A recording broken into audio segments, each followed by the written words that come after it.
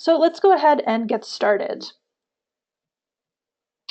In today's webinar, we're going to first kick things off with a brief introduction to altmetrics and how they specifically relate to the CTSA. Like I said before, my name is Stacy Conkiel, and I'm the Outreach and Engagement Manager at Altmetric, and I've been working at the intersection of altmetrics, open science, and research impact evaluation for several years now. Our first speaker is going to be Anirvan Chatterjee, who's a Director of Strategy, Digital Strategy at UCSF's Clinical and Translational Science Institute. And in this role, Anirvan focuses on web products, analytics, and open data. Sally Gore is going to be our next speaker, and she will share insights from her time working as a research evaluation analyst for the UMass Center for Clinical and Translational Science within the UMass Medical School. After we're finished hearing from our speakers, we'll then have plenty of time for Q&A. So, what are altmetrics and why do we need them? In a nutshell, altmetrics can help us close the evaluation gap.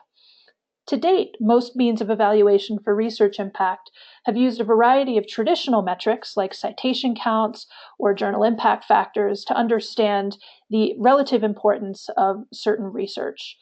We've used these primarily to evaluate the value that individual researchers or individual research outputs like discrete articles or books have had, and the usefulness of the work that certain researchers are doing.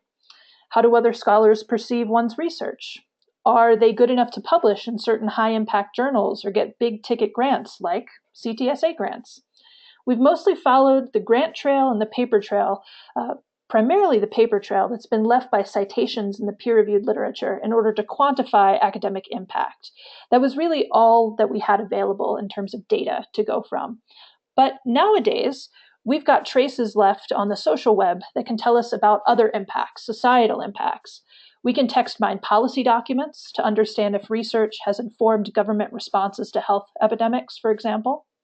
We can look to social media to understand if, for example, NGOs are discussing our research with the communities of interest, like spreading the word about our HIV research to high-risk demographics and so on. These are just two examples of what so-called big data about research can illuminate for us. Collectively, this big data is often referred to as altmetrics, short for alternative metrics. And when we use the term altmetrics or alternative metrics, it really means an alternative to only using traditional metrics to understand the value of research. They're not an alternative to these traditional metrics overall because, as you see here, each type of metric fills in a different understanding of how research is being used within academic circles, within society, within policymaker circles, and so on. They're very complementary in nature. And when you use them both together, you can get a full picture of how research is being used, read, shared, and discussed online. Which brings us to CTSA funding. CTSA grants are different from many others, as I'm sure many people on the line know, in that they've got evaluation really baked into the grant itself. Evaluation is not an add-on activity to this grant process for CTSA grants.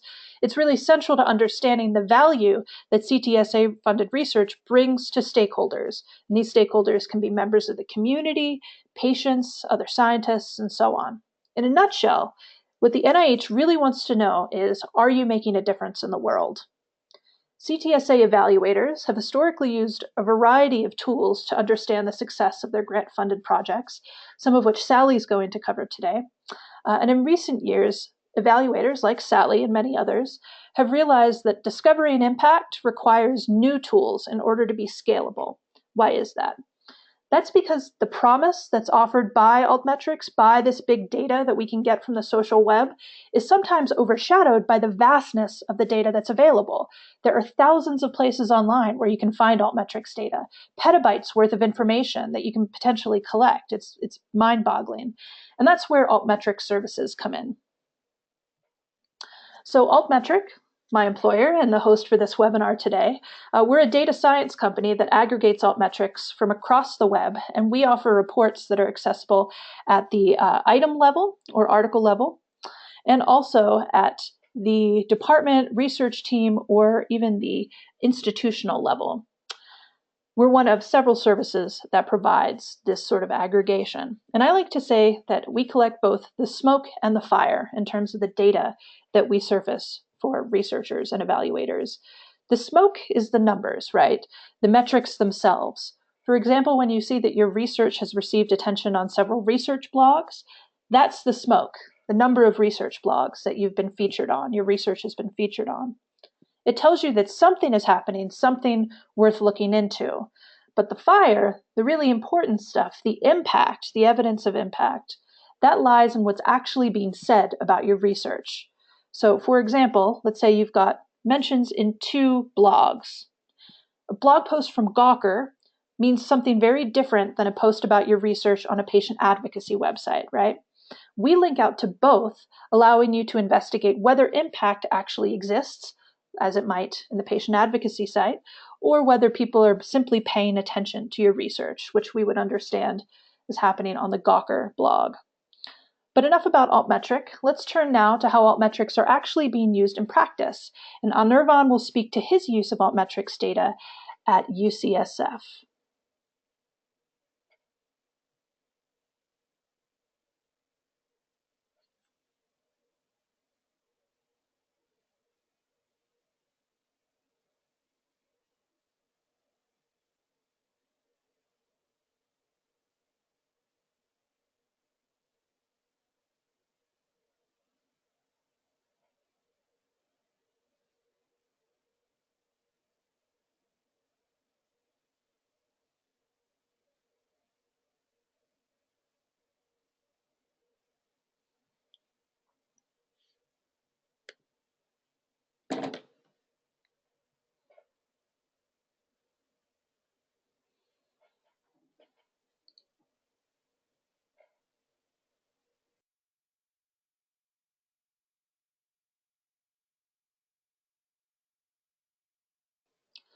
Anirvan, we can't hear you just yet. Oh, okay. Hi, my name is Anirvan Chatterjee, and I'm the Director of Data Strategy for the Clinical and Translational Science Institute at UCSF. And I'm going to be sharing about 3 things we learned after starting to integrate altmetric data into UCSF profiles over the past 2 years. UCSF is a leading health research institution, and as the CTSA at UCSF, we really want to make it easier for our researchers to collaborate with each other here at UCSF, as well as with other researchers around the world. And that's why we run the UCSF Profiles Research Networking Platform. If you've seen platforms like Vivo or Symplectic Elements, Profiles is sort of in that same family. The way people see it is it's a website that has an automatically updated research profile for about 7,500 members of the UCSF research community. So for every researcher, we list their publications, their awards, and more. To us, it's not enough to just have perfect, beautiful library quality data. Real-world usage is incredibly important to us. So we've invested a lot in things like usability testing, search engine optimization, making sure that the platform is actually being used. Right now, the site gets over 120,000 visits every month, or 1.3 million visits in 2015. And here is just a screenshot of what a researcher's profiles page looks like. In this case, there's a big photo, there's some information on their education, awards, a bio, and at the bottom of the page, if you scroll down, there's a full list of publications. There's some of our researchers are early adopters, as are we, and we've been really excited that both internally and from within the institution, we've been getting a lot of interest on thinking about how to start playing with altmetrics data. So I'm going to be sharing a little bit more of how we got to that. What we've been hearing from our faculty is that altmetrics are critical to really help show the early impacts of research. There's a lot of sort of storytelling that happens, and folks wanted to go a little bit beyond that really basic storytelling of, oh, I got tweeted. Well, yes, you got tweeted. That's because we tweeted you. I mean, there's just just getting shared isn't quite enough. I mean, I think those stories of how your research is getting shared, what that early kind of pre-impact metrics, what they look like. That's really important. And critically, because we know we have all different kinds of stakeholders, we realize that altmetrics are totally not the same thing as traditional research output metrics. Being in San Francisco, it's really hard not to be influenced by Silicon Valley culture. So our team works hard to build minimum viable products. We try to fail fast, and we try to see what actually sticks. And I'm going to be sharing with you 3 different experiments with altmetric data we've done since 2014. So we started off with a departmental data explorer. And this is a little internal tool we built that's a really simple mashup of UCSF profiles data, which allows people to look at a given department's research and their people in interesting new ways. And I'm just going to be sharing some screenshots from this tool. It's just a simple web page.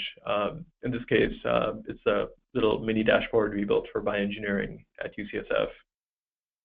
You scroll down, there's pictures of a lot of happy, smiling people doing bioengineering work at UCSF. We break people down by what they do. We give people kind of a sense of their just the output by the number of publications per year. We include a list of recent publications from people in that department. We show some of the top mesh terms associated with their publications, as well as the journals where they're publishing. And one of my favorite pieces of this visualization is we show some of the co-authorship networks between people within the department to show how they work, how they co-author with one another. And we're also kind of pulling out information about co-authorship between folks in the bioengineering department at UCSF and other departments at UCSF.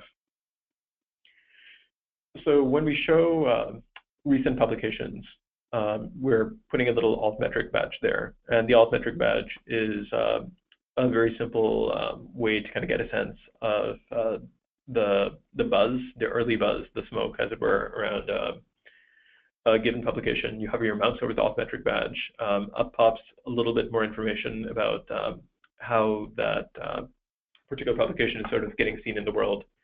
You can click on see more details, and that'll take you off to the altmetric.com site with more details.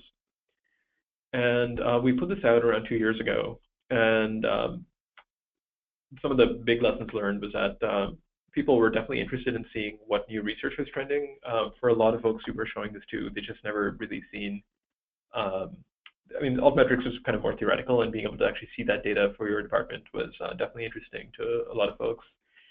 The second thing that we learned was altmetric badges were incredibly easy to integrate. It was basically just kind of a copy-paste thing, so we could get started quickly. So with having learned that, we decided to actually pull altmetric badges directly into the main UCSF Profiles product. So again, here's a UCSF Profiles, just a screenshot of a typical profile. And as you scroll down that page comes a list of publications. And again, we're putting a little altmetric badge, just like the one I showed you before, right next to each of the publications, so that as you scroll down and look at some of the publications, and particularly the more recent ones, you can kind of get a sense of which ones are trending or have some buzz, or there might be something interesting about them. We launched this over a year ago, and a few things we learned from working on this project was that, well, most critically, the time to launch was incredibly fast. Once we'd gotten started playing with the altmetric badge, we realized that, again, this is largely a matter of copy and paste. It took us much longer to talk about the altmetric badge than to actually implement it. So that's always a good sign in a product. While the free version of the tool that we're using doesn't have any analytics, we definitely talked to some people around campus and need to get some anecdotal evidence about what people were thinking about the usage of the altmetric badge. The folks who were excited about altmetrics were incredibly happy and incredibly supportive just to see this thing rolled out on a campus-wide product. But the thing that we were most concerned about is, there's always going to be that one person who's a little bit cautious, a little bit concerned about publicly displaying research productivity or trying to quantify research productivity, we got essentially zero pushback from across the campus community once we put Altmetric badges on every single researcher's research profile. And to us, that was actually a really big, surprising win. So we were very excited about that. The third project we worked on using altmetric.com data was something a little bit different. It wasn't just about kind of putting a little free badge on. So we tried building an article recommendation engine for UCSF researchers. And so here's a story. As we talk to researchers across campus, we know that there's a lot of researchers who will focus only on the key journals in their own primary area of research, but that means they're also missing out on some of the more interdisciplinary research interests that they might happen to have. So a cardiologist wouldn't necessarily be seeing interesting new publications in digital health. Thanks to the UCSF Profiles platform, we actually know researchers' interests because there's a way to enter them on the website, and hundreds of actually more of researchers have actually gone in and entered in keywords associated with their biggest research interests. And surprisingly, or maybe not so surprisingly, some of those interests actually aren't at all linked to the thing that they supposedly do. And in addition to that, we can look at the mesh terms associated with what they've actually been publishing. And with that, we can algorithmically derive some of their main interests. So based on that, we ended up building a test recommendation engine, like a recommender, to try to figure out what new articles of interest we could share with those researchers. One of the tools we were using to build that was the Altmetric API. And the Altmetric API is detailed at api.altmetric.com.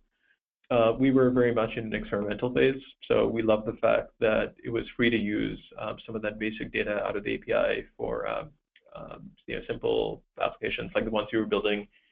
And we really appreciated that there was some really generous free access for research projects like ours to get started with that.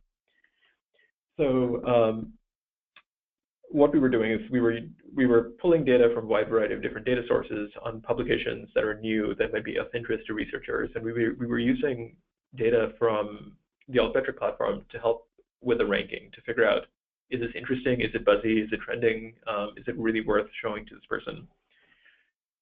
And we ended up sending it out to researchers through email, and just as sort of an email with recommended papers that you may want to look at. And here's a screenshot of some of the data that we ended up showing to researchers. So for every one of the papers, we had a big link to that paper.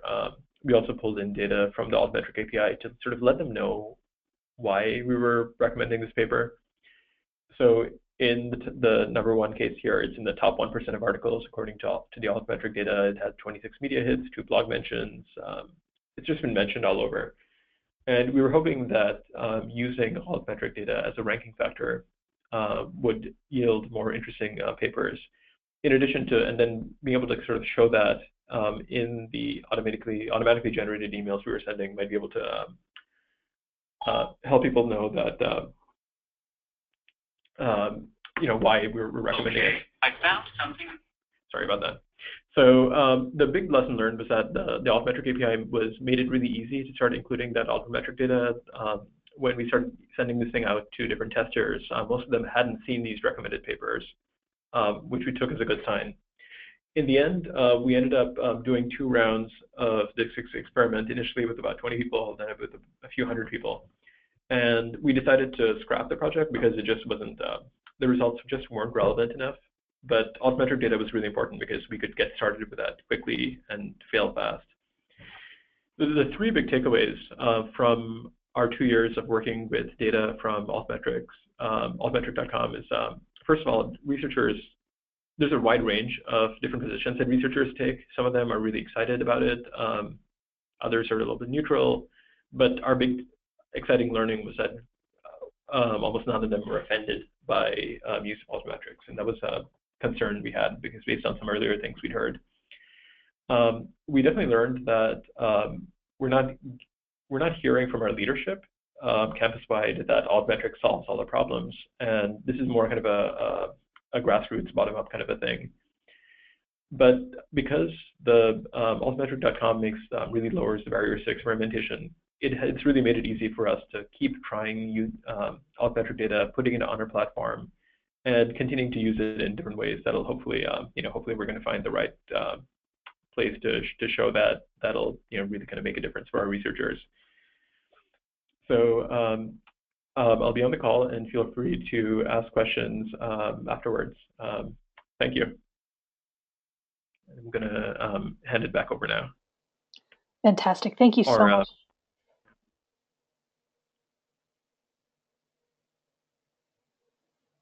All right, so next up we're going to hear from Sally Gore at UMass Medical School.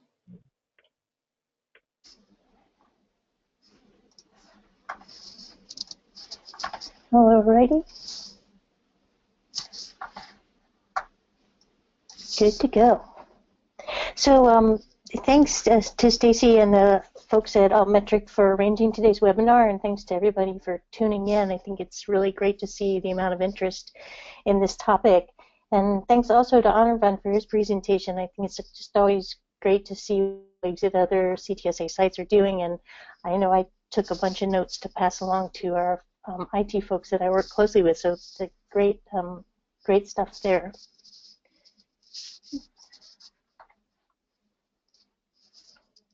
So I thought that I'd start with an overview of what's happening regarding evaluation from the national perspective.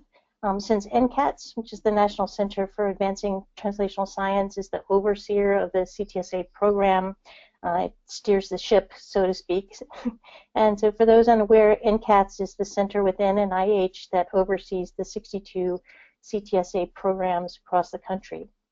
The Common Metrics Initiative is a fairly new, or I guess I should say renewed or retooled working group coordinated by some of the principal investigators from the CTSA sites. And as an FYI, the proper jargon now for a site is a hub. And so when you see the word hub, it refers to an individual CTSA site, such as the UMass Center for Clinical and Translational Science, where I work. And then consortium, of course, refers to all of the sites as a whole. So the Common Metrics Initiative came about in an effort to better measure, evaluate, and disseminate the impact of translational science and the concepts behind it. If you think about it, the idea of translational science is that by eliminating some of the barriers and obstacles that exist between biomedical research and clinical practice, the discoveries that improve health will move from the lab bench to the bedside or patient care much faster. The questions of how we measure the truth of this idea is what's behind establishing this set of common metrics, which is really defined as a uniform standard set of metrics that measure the speed, efficiency, and quality of this large practice called translational science. For today's talk, I'm going to focus on the area where alternative metrics are most useful. NCATS defines the different resources and services each hub offers as the following: biomedical informatics, biostatistics, epidemiology, research design, and ethics, which is commonly known as BIRD, pilot project funding, regulatory knowledge and support, community engagement and research, and navigational support, or how we, those people who are administering hubs, connect people to the resources and services that they need. And further, I want to focus on the first three bits within this area: the BMI, the BIRD, and pilot funding. So as an evaluator for the UMCCTS, my job is basically all about answering questions. It's a good thing that I was a librarian already, since answering questions is the librarian's forte. I can also say that one of the things that I love most about being a librarian is answering really interesting questions, and my role now certainly offers up a few interesting questions like these. So how effective are our resources and services from the BMI and parts of the BIRD in contributing to translational research? Or when we give people money for pilot research, how well does this research then generate funding for further research? And then what's the impact of that research? How is it transforming healthcare practice and ultimately health? And then the big elephant in the room, not mentioned on this slide, is how do we go about answering these questions? The idea of identifying and analyzing a core set of common metrics is one attempt, but what should these metrics really be? These are big, difficult, and pretty interesting questions.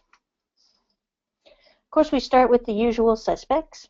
We count things. How many projects are initiated? How many people are involved? How many transdisciplinary collaborations are formed? How many students, new investigators are mentored and trained? How many publications result from the research done? How much new grant funding is obtained to further the work?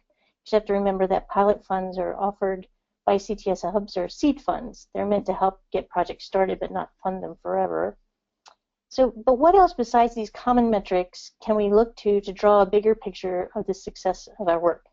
And this, as you guessed it, is where we look at alternative metrics. So let's take an example. Here's a paper authored by one of our researchers and funded in part through the resources and services of the UMass CTSA. When we're counting publications as a measure of success, it's one that I can count.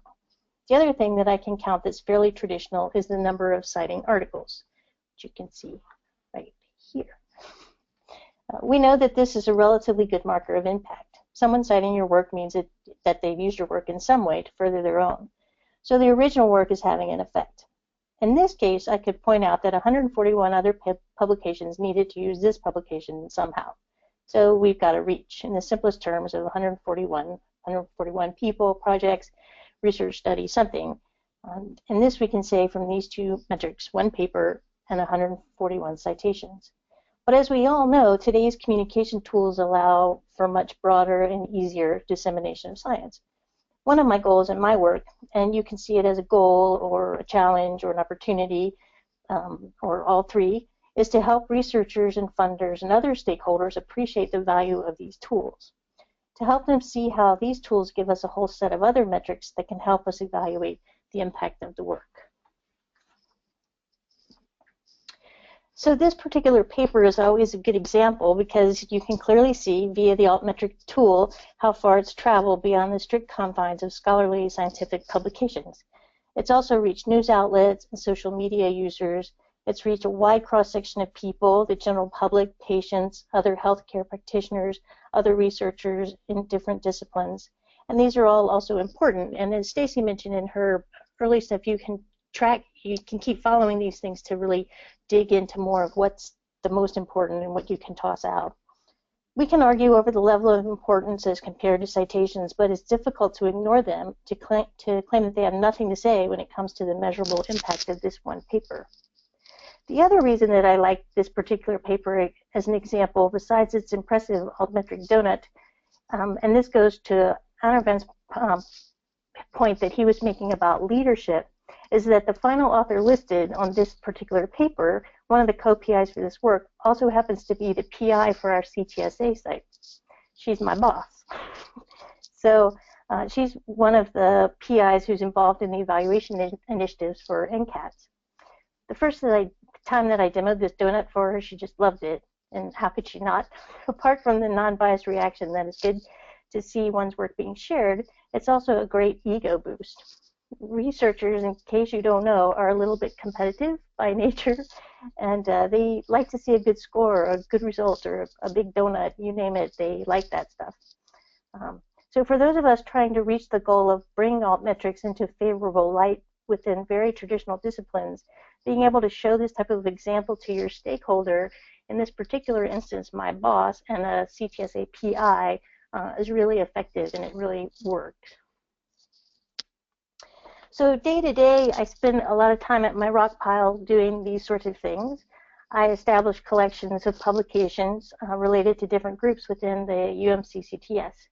So I maintain these collections regularly. I use the collections option within my NCBI and PubMed and or Scopus and SciVal, two tools that are available to me thanks to the library here at UMass Med.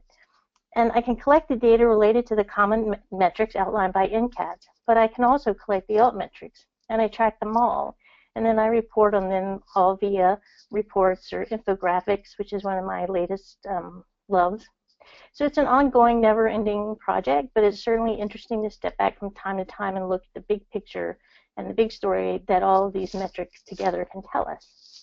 As an aside, I recently finished the final progress report for the first 5-year funding cycle of our CTSA, and it really was, once I got finished, it was really impressive to see where we are today in comparison to where we were just 8 or 9 years ago when this little idea of establishing a clinical and translational science center at UMass first took hold. It's quite impressive.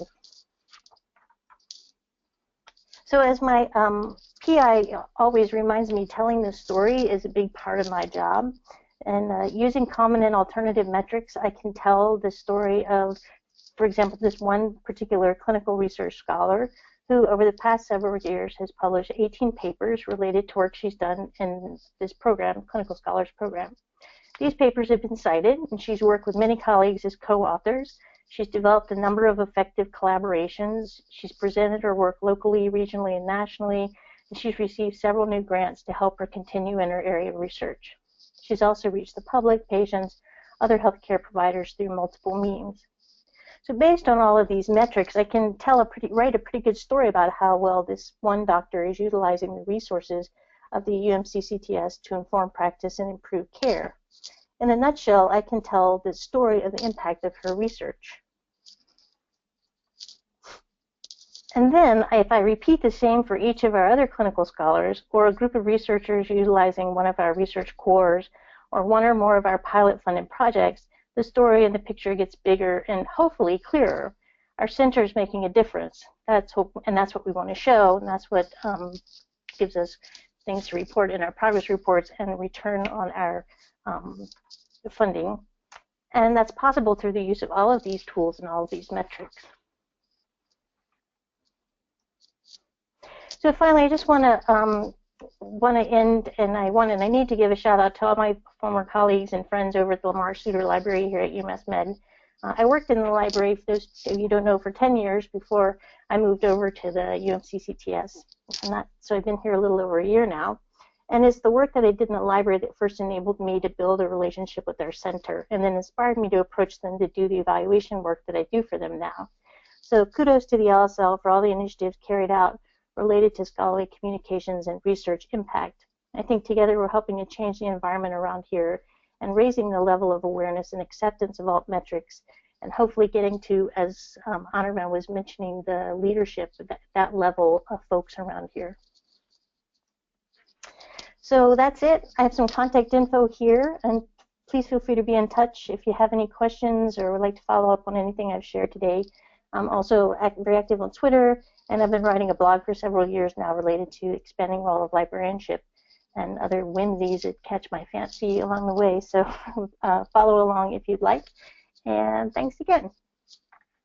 And I think that's it. Stacy?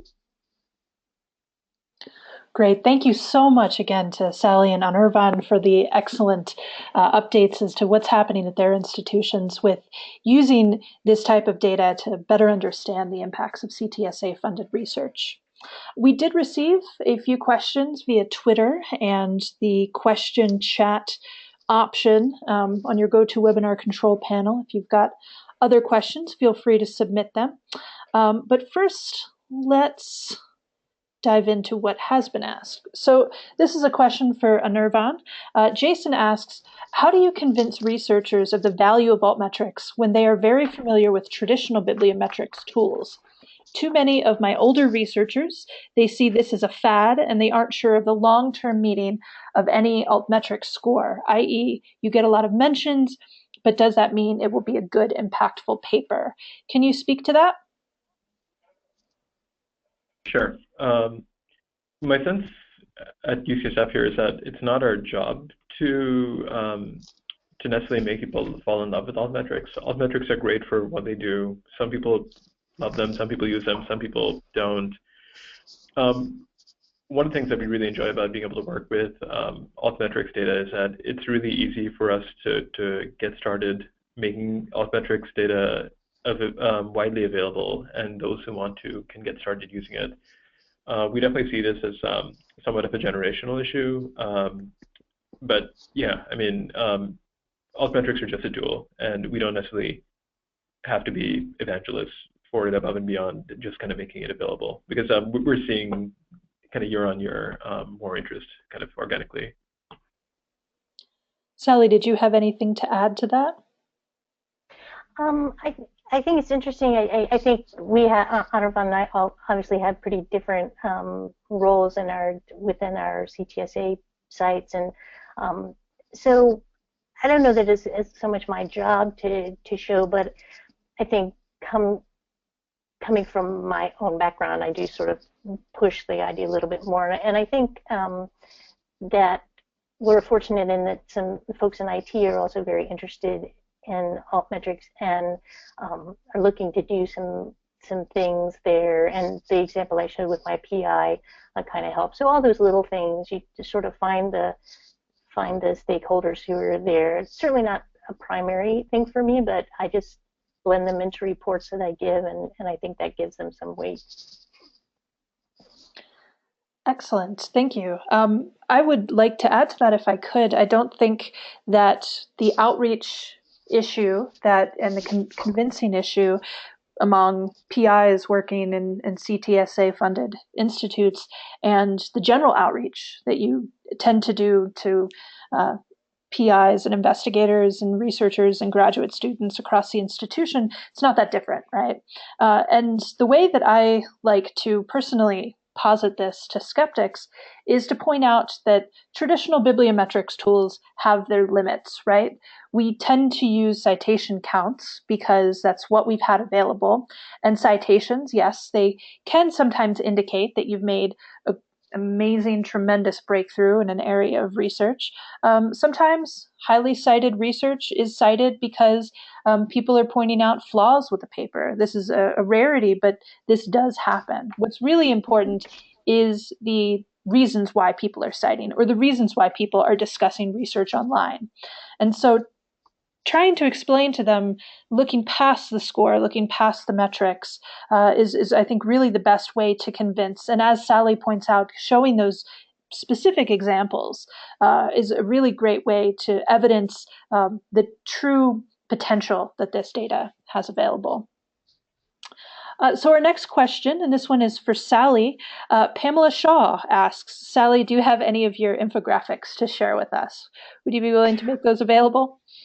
I do. Actually, they're on our CTSA's website, which is, oh golly, UMass Med CCTS. Just Google that or something, and it'll come up. And there's a little icon at the top of the page for performance metrics, and that'll take you to a site that you can see them all there. Great, and I'm happy to send out a link to Sally's website along with the follow-up email that we'll send out after this webinar as well. Fantastic. So some other questions. Sally, can you speak a little bit more about reporting? How do you report some of the findings that you discover regarding evaluations? Yep, so we have a monthly operations committee time, and each month we sort of rotate around through the different cores and services, and primarily the person who's in charge of that core service talks, but then I always bring some backup data and tell the stories, as Catherine always says, tell the story, to kind of add to that and show. So that's one way. We do regular progress reports, and I include them there. We have a monthly newsletter that I write a column in about different ways to disseminate research, and we've highlighted alternative metrics in that column a couple of times. And then just incorporating them into the infographics that I was talking about, which get published on the website and I also in the newsletter. So lots of different avenues for sharing it. Excellent. Our next question comes from Heather at IUPUI. Can either speaker discuss whether and how they support individual faculty in using evidence to demonstrate impact? How do individual faculty end up making use of the CTSA data and Altmetrics data? I can say I do this much less now than I did when I was in the library, because individual researchers would come to the library and it was easy to pull kind of all this stuff together for them. I do know that there's discussion with our like faculty affairs folks of what can go into a tenure track or promotion and tenure package and those sorts of things, it's not totally shut out that these things aren't important. So I think this kind of goes back to other points that have been addressed in terms of, it has a lot to do with the personality of the researcher. I think this is where I personally have just seen a lot of researchers on the other side of 40, maybe, because that's kind of a bias, because I'm not on the other side of 40 and I find this interesting. But that folks who are just more comfortable, I think, with social media and things like that, they've come and I've helped, when I was in a different role, help report things or collect things for them that way. As an evaluator for the CTSA, I haven't seen it quite so much, but then again, it's less my role to do individuals there than to do groups of folks. At UCSF, we've definitely been trying to find ways to make altmetrics data more accessible to people, and so some of that is about just kind of placing it on directly sort of on the page of, on somebody's own research profile, which is something that people tend to look at a lot. But in addition to that, we've definitely been doing things like partnering with Altmetric on doing like an Altmetrics teach-in and seminar for folks who are interested, and that's coming up here in just a couple of days' time. It's I think a lot of our focus, though, has been on less about talking about it and more about just putting it out there. And I think our assumption is that people run across it, people will discover it for themselves, and as much as we push, I think that's actually really important to actually just do it and put it in places that are visible instead of sort of expecting people to learn about it in theory first and then only discover it later. Yeah, I would just add to that when they talk to the operations group and things, that's very much the leadership group of our CTSA, and so just kind of blending it into the rest of this story. I don't think at that level those folks are as interested in how I got that information as they're happy that it's there, and so they see the value of it within the reporting, and so I think that's kind of helpful. Much like Anirvan was saying, just putting it out there, and people take what they need from it. Great. So the next question comes from Rebecca.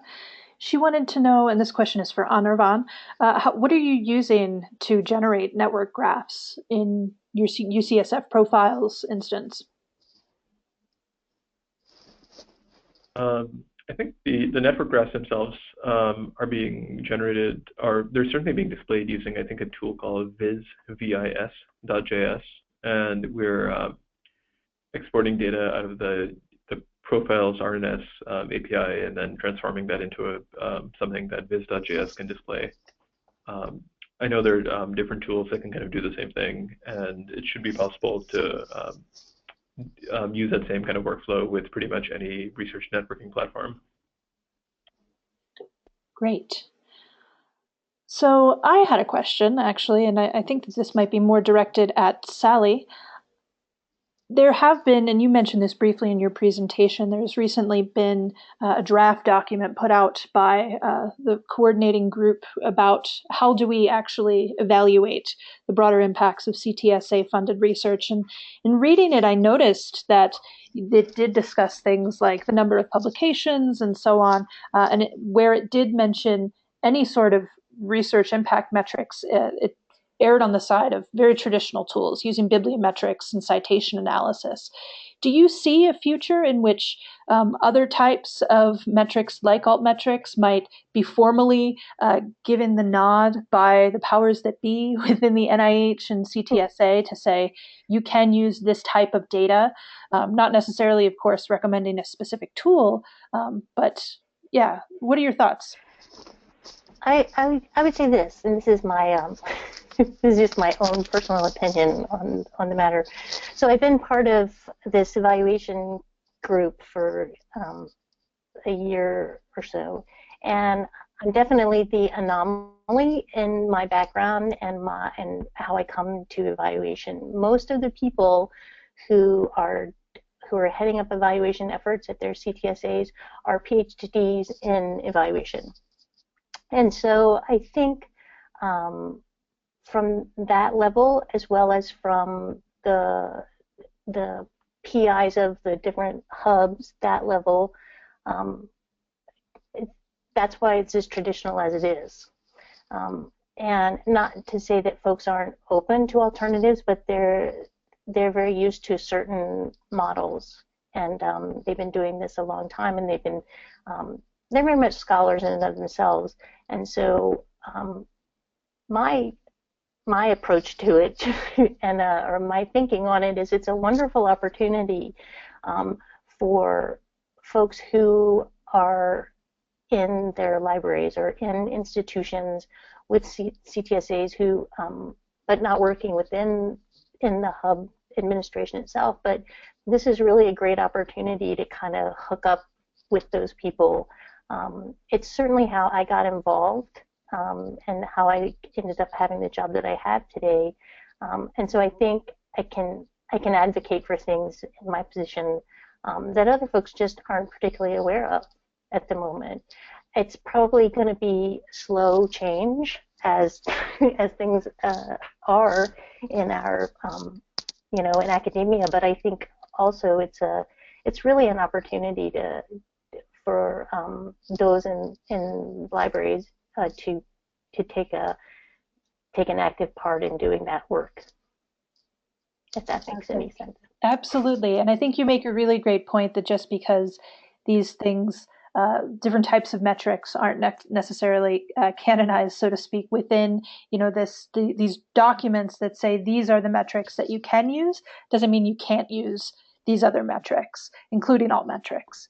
Exactly. It's really just, we're from a librarianship background, we're up to speed on so many emerging trends, I think, related to scholarly communications and publishing that, the evaluator community that's not their thing. They don't follow that as much. And so, it behooves me and others in my position to kind of talk it up a little bit and show the value and think of them as stakeholders in the work that I do.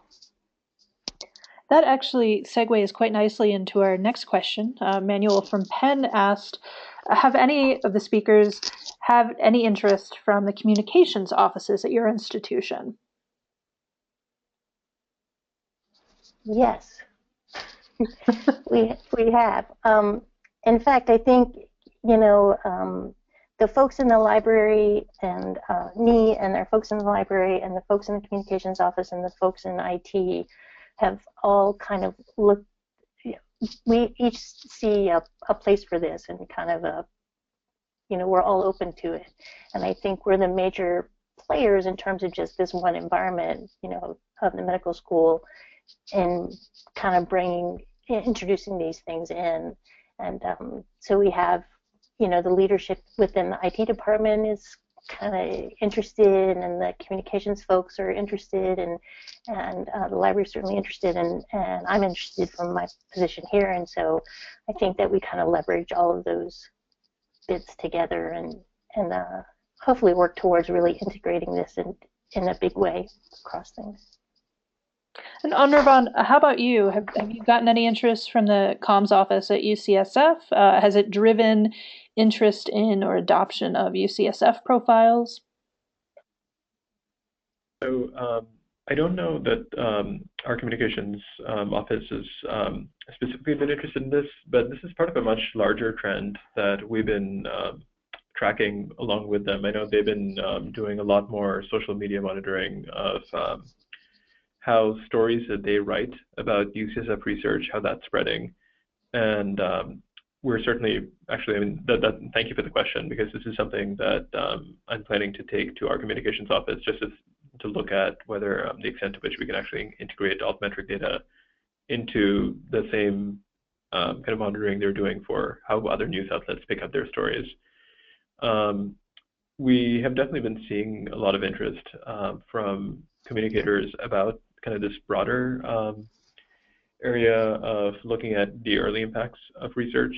So I think that's it's super relevant, and I'm interested in pushing on that. So thank you to whoever it was who asked that question. Anirvan, we've got a question for you from Shirley on Twitter.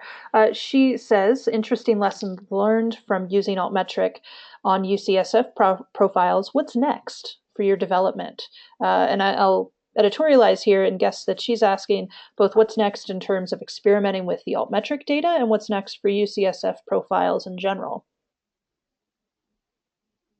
We definitely see UCSF profiles as a platform to do a lot of different kinds of mashups. Right now, we're looking at being able to pull in different kinds of data around grants and clinical trials. We've definitely seen a lot of other institutions that have done a good job of integrating that in more effectively. But we're really kind of focused on being a mashup platform, and something like Altmetric data works really well for that, where we don't want to be in charge of that. We don't want to be doing any of the monitoring. It's really been easy for us to plug in Altmetric data into that. More broadly, we're also really interested in seeing in being a place of where to be able to share a lot of the experimentation we're doing across the community, and we're doing our best to listen to what really works. We don't have a lot of evidence that the integrating Altmetric data into UCSF profiles by itself drives more traffic, but we are in the process of I mean, as far as we can tell, there's certainly a correlation with researchers who do interesting work. Their profiles get seen more, but that's more about them and less about the fact that we say so. That said, I think it's definitely interesting, and we're trying to figure out better ways of measuring the utilization of the Altmetric badge. Great, thanks so much. So we are nearing the end of our time today. If you've got any final burning questions, please submit them via the questions chat box in your GoToWebinar control panel. One question that I have for Sally, and we kind of touched on this with Jason's question before, is how do you counter the soft versus hard argument regarding metrics? So what does a popular item on Twitter really mean related to translational science and research impact? How do you counter that? We pursue whatever, instance by instance. So it's always great to have some good examples. And I think when you when you were doing your part of the talk and really saying how is a mention on Gawker the same as a mention, and I think on a scientific blog, what's the difference? And I think you can show that to people, and you can, and it's not that difficult to show and to say, no, they're not worth the same thing, but they're both there, and you can see the places that are of value, and you can add those into your, to your impact story or whatever it is you're gonna, the story of the impact of your research, or you can ignore it, but it is there. And I think if you're trying to, I know there's a big push around within the scientific communication or scientific community about scientific communication in general, and how do people tell their stories to different audiences. And a lot of researchers want to know how to do that better, and a lot of students are coming in wanting to take that on and learn those skills. And I think this is a nice opportunity to show the different ways that we're calling them alternative metrics. They're alternative means of communication and alternative means of disseminating your research. And so, it's to your benefit to pay attention to them and to know they're there and know how to work with them. I never say that they, as you said in the beginning, that they're not a replacement at all. They're a complementary tool, and it's you can show all the benefits of it. And there's some people who will never come around to it because they don't see the benefit of this big information environment that we find ourselves in. They're just not on board with that, and that's okay. But those of us who are producing have to produce content show that bigger story. Me personally, I would be failing at my job if I didn't incorporate them in the bigger picture. Fantastic. Thank you so much. Yeah. So just a few comments to wrap up. I think that both Anirvan and Sally showed us some really excellent examples of the value of this data, both in terms of general reporting for the purposes of this is something interesting that's forward-facing that we can incorporate into profiles that we run at our institution that show people what exactly we're doing with grant monies that we receive, and also for internal use, for really fulfilling that evaluation mandate that, as I mentioned before, is kind of baked into the NIH CTSA funding model. And this information, altmetrics data, other types of evaluation data that we can gather, like Sally said, they're really complementary sources, and they can help us when we're able to do full-scale evaluation of all of the impacts of our research. It can help us secure ongoing access to CTSA funding, kind of the central thrust of this webinar today, right? In so much as they help us to do evaluation in the midst of the grant as it is unfolding. And it's also, I think, a really great feedback loop for reporting and successful reporting back on the outcomes of a grant, as we all know is very, very important to renewable funding within the NIH and other funding agencies. And so I would encourage our attendees today, as you go out into the world, maybe learn a bit more about Altmetrics in general or Altmetric as a company, really sit down and think about how these tools, how this data can be put into practice at your institution or at your CTSI institute or hub, because the ship has sailed, so to speak, on altmetrics and this larger push towards research that's funded by the public having a broader impact and having this so-called impact both on the bench and at the bedside, really making a difference in the lives of the public. So with that, I will sign off for today. I'll make this webinar recording available, and you're free to share that with colleagues and forward the email. And we'll also send out some of Sally's resources and Anirvan's as well. Thank you so much for your attention today. If you have any questions, feel free to email me, stacy@altmetric.com, or tweet at us on Twitter at #CTSA Impact or at Altmetric. Thanks so much to Anirvan and Sally for presenting today, and thank you all again for participating.